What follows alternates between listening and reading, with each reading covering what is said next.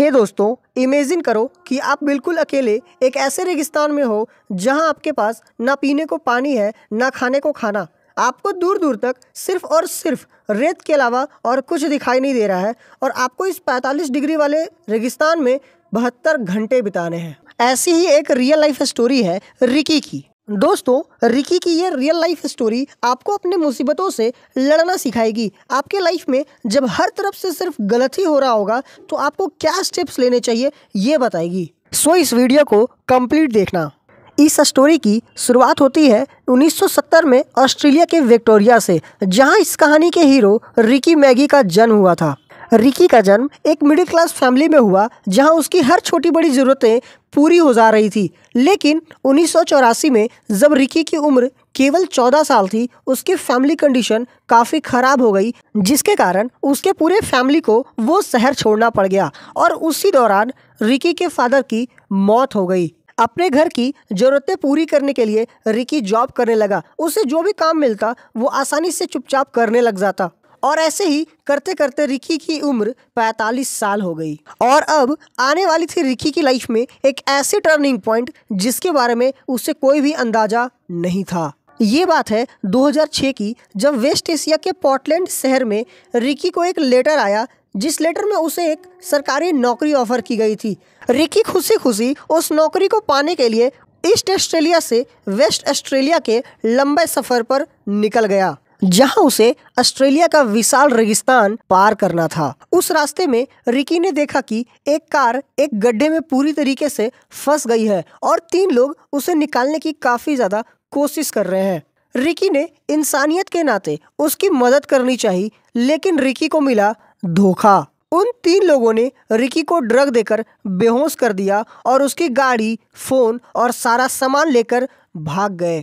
यहाँ तक कि उन लुटेरों ने तपती गर्मी में रिकी को बिना जूतों के रेगिस्तान में मरने के लिए छोड़ दिया। कुछ घंटों बाद जब रिकी को होश आया तो उसने देखा कि दूर दूर तक सिर्फ रेत ही रेत दिखाई दे रही है। बिना जूतों के उसे ऐसा लग रहा था मानो वो तपती आग में चल रहा हो। ऐसी मुश्किल सिचुएशन पे रिकी के पास सिर्फ 2 रास्ते थे। पहला, या तो वो हार कर बैठ जाता और किसी चमत्कार का इंतजार करता, और दूसरा उस सुनसान रेगिस्तान से बाहर निकलने की कोशिश करता, जो लगभग नामुमकिन था। रिकी ने सोचा कि एक जगह खड़े रहने से अच्छा है एक ही दिशा में आगे बढ़ते रहने से शायद वो इस रेगिस्तान से बाहर निकल सकता है, और फिर उसने चलना स्टार्ट कर दिया। कुछ दूर जाने के बाद उसे एक सूखी नदी मिली और रिकी ने उस नदी के रास्ते पर चलने का फैसला किया। सफर बिल्कुल भी आसान नहीं था। बिना खाने के, बिना पानी के, दिन में 40 से 45 डिग्री का तपती गर्मी और रात में 10 से 15 डिग्री का ठंड। कुछ दिन ऐसे ही बीत जाने के बाद रिकी भूख से और प्यास से तड़पने लग गया। अपनी भूख मिटाने और जिंदा रहने के लिए उसे रास्ते में जो कुछ भी मिलता, सांप, चींटी, छिपकली, पत्तियां, पेड़ की जड़ें, वो सब कुछ खा लेता। इस सफर के दौरान रिकी कई बार गिरा, बेहोश हुआ, बीमार पड़ा, लेकिन फिर भी वो हार नहीं मानता। अपनी हिम्मत जुटाता और फिर चलने लग जाता। रिकी के साथ होने वाली सारी गलत चीजों के साथ सिर्फ एक चीज अच्छी हो रही थी, वो था समय पर थोड़ी थोड़ी बारिश का हो जाना, जिससे उसे छोटी छोटी गड्ढों में जमे पानी से वो अपनी प्यास बुझा लेता। रिकी के इस सफर को लगभग 40 दिन बीत गए थे, पर अभी भी रिकी को बाहर का कोई रास्ता नहीं दिख रहा था। रिकी का वजन लगातार कम होता जा रहा था। वो कंकाल की तरह दिखने लगा था। उसके शरीर इतना कमजोर हो गया था कि वो एक दिन में कई बार बेहोश हो जाता। कई बार तो बारिश का पानी भी ना मिलने के कारण उसे अपना पेशाब पीना पड़ गया। कभी कभी तो उसे सुसाइड करने का भी विचार आता, लेकिन फिर वो अपनी हिम्मत जुटाता और आगे चलने लगता। वो हर दिन सिर्फ ये उम्मीद करता कि आज वो इस विशाल रेगिस्तान से बाहर निकल जाएगा और अपनी फैमिली से जा मिलेगा। रिकी के ऐसे ही चलते चलते 71 दिन बीत गए और 72वें दिन वो बिरिंडुडू केटल स्टेशन के पास पहुंचा, जहां मार्क नाम के एक व्यक्ति ने उसे पहली बार देखा। तो उसे लगा कि एक कंकाल रेगिस्तान से चलकर बाहर आ रहा है, क्योंकि 6 फीट और 106 केजी वजन वाले रिकी की वेट अब केवल 48 किलो रह गई थी।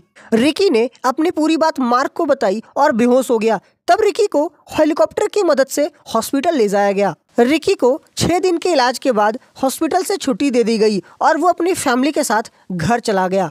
रिकी के इस विशाल सुनसान रेगिस्तान से बाहर निकल जाना दूसरों के लिए किसी चमत्कार से कम नहीं था। रिकी मैगी ने अपने लाइफ के इस घटना पर लेफ्ट फॉर डेड नाम की एक बुक भी लिखी है, जिसे लोगों ने बहुत ज्यादा पसंद किया है। रिकी की ये कहानी हमें सिखाती है कि हालातों में कभी किसी का कंट्रोल नहीं होता।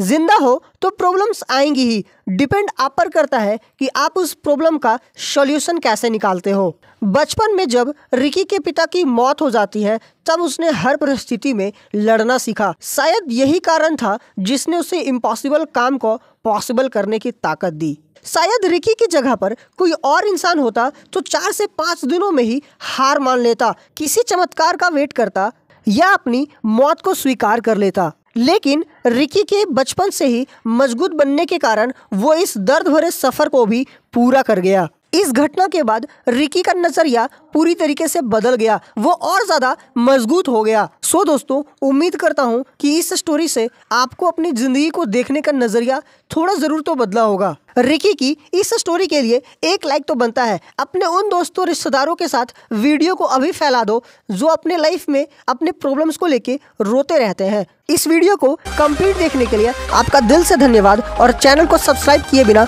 मत जाना।